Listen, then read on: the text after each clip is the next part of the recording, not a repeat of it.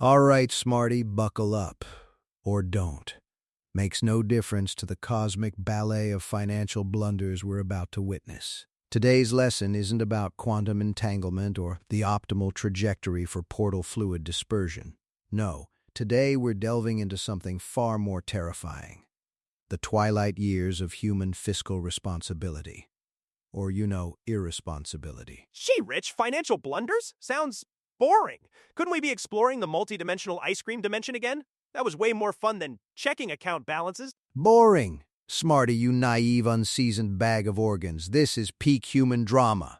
The slow, agonizing realization that your golden years are actually just a prolonged period of watching your assets evaporate like a forgotten puddle on a hot intergalactic sidewalk. It's a cautionary tale, a cosmic "I told you so" for the masses, and you, my friend, are getting a front-row seat to the generational financial wreckage. Wreckage? What wreckage? Are we talking about, like, an asteroid hitting a bank? 'Cause that would be cool, but old people and money? I don't get it. Smarty, the fundamental flaw in human planning, aside from, everything else, is a severe miscalculation of their own biological expiration date.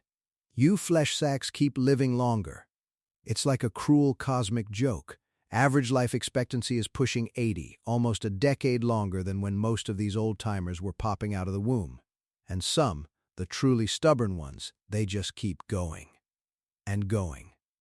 Like a battery-powered toy that refuses to die, draining everyone's patience and, more importantly, their savings. So, people are living too long for their money?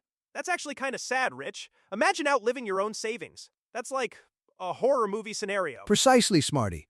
A horror movie written by a bunch of actuarial tables and featuring a jump scare of an unexpected medical bill. Take Ilara Vance, for instance. A perfectly normal 50-year-old thought she was set. 50 grand in savings, her husband's pension, Social Security, a veritable Fort Knox of modest comfort. Then blip, 40 years go by. She's 91 now. Her more than enough money barely covers her rising bills, hospital stays, prescription copays. Her kids are basically her supplementary income source. She literally said, and I quote, "I plan to die at a more normal age, but that's not what God had in store." Ha!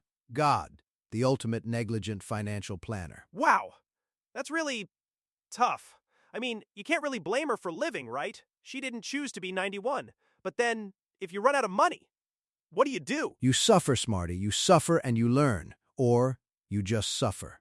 The universe doesn't care about your retirement plan. It cares about chaotic entropy. And these poor old bastards are living proof. They all agree on one thing, these octogenarians and nonagenarians I've interviewed. Through advanced temporal ethnographic projection, of course, there's no way to anticipate what life throws your way. So it's not just living longer? Like, other stuff happens too? Other stuff. Smarty, it's a veritable parade of other stuff. Divorces, business closures, sudden urges to learn the ukulele, anything that can derail a perfectly mediocre financial trajectory, it will derail it. Take Beatrice Maxwell, 80 years old now. Thought she and her husband were golden, pension, shared investments. Then, poof, marriage ends at 62. Half her investment portfolio gone in the divorce. Just gone. She ended up drawing on Social Security early, Smarty, early, sacrificing future income just to make rent.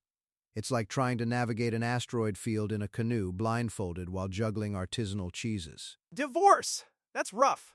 I guess you never really planned for that, do you? But, I mean, she's doing okay now, right? You said she increased her net worth far beyond what it was during marriage? Oh, she bounced back. She did the thing. But not before a decade of financial agony and advising her daughter to keep her inheritance in her own name, just in case another parasitic spouse tries to siphon off half her generational wealth.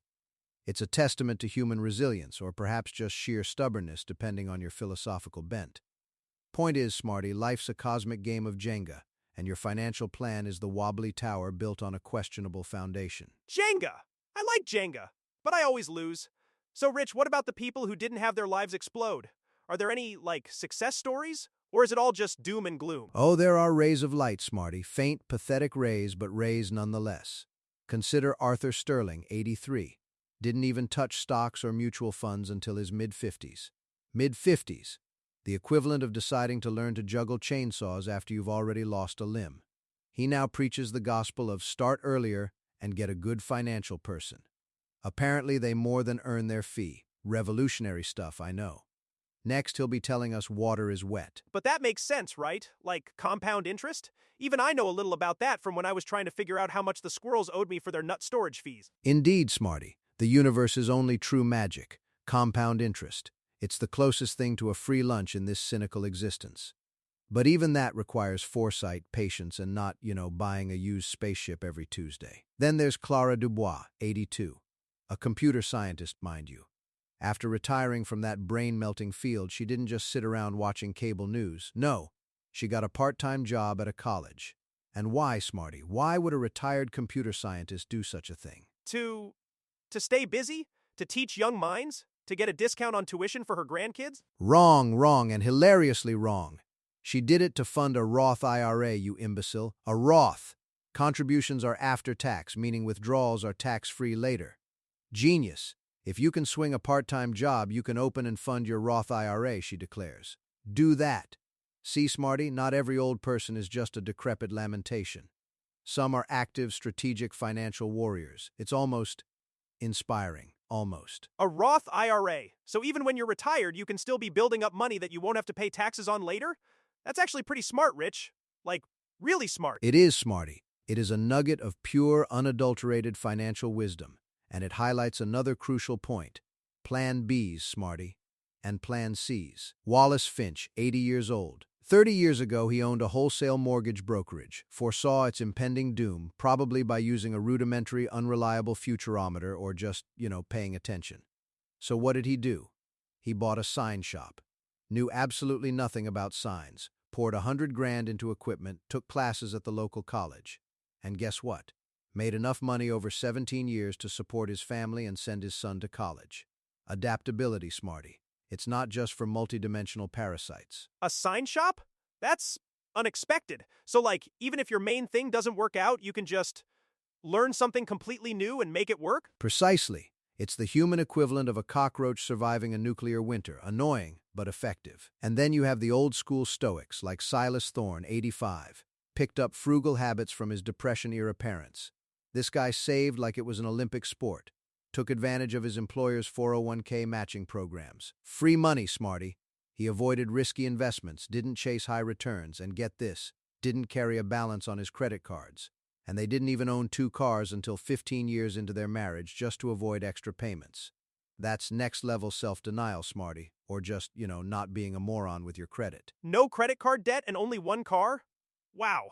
My parents have 3 cars and always have credit card bills. So being super careful and saving a lot, that actually works then? It's a foundational strategy, Smarty. Boring, predictable, utterly effective. But here's where it gets existentially messy. We've covered those who regret not saving enough, those who didn't plan for life's curveballs, those who started too late. But then, Smarty, there are the ones who regret, wait for it, not spending enough. What? Not spending enough? But everyone's always telling me to save, save, save. That's like the opposite of everything you just said. I know, Smarty. It's a paradox. The universe delights in these little ironies. Harold Prescott, 82 years old.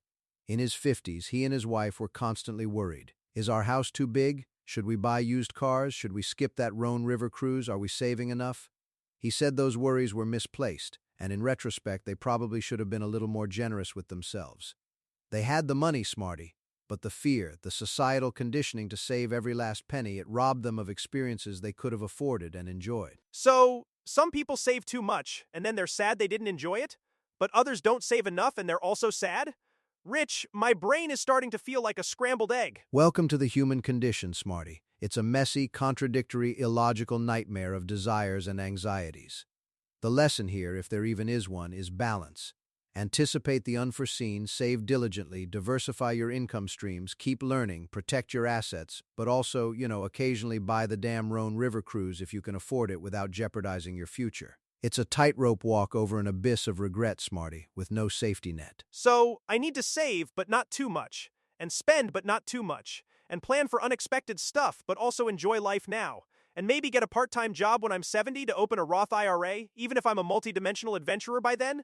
Rich, this is way more complicated than fixing the interdimensional cable box. Well, of course it is, Smarty. The universe, in all its infinite cruelty, has designed human finance to be a labyrinth of what-ifs and if-onlys.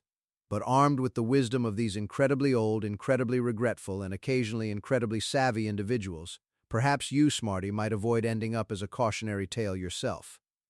Now, if you'll excuse me, I need to go liquidate some alien bonds before their government collapses. Don't want to make the same mistakes as poor Ilara Vance, do we? I guess not. So, I should probably start looking into, like, compound interest and Roth IRAs then? Maybe not buy that giant holographic pet monster I saw yesterday? It's a start, Smarty. A tiny, insignificant start in the grand scheme of things, but a start nonetheless.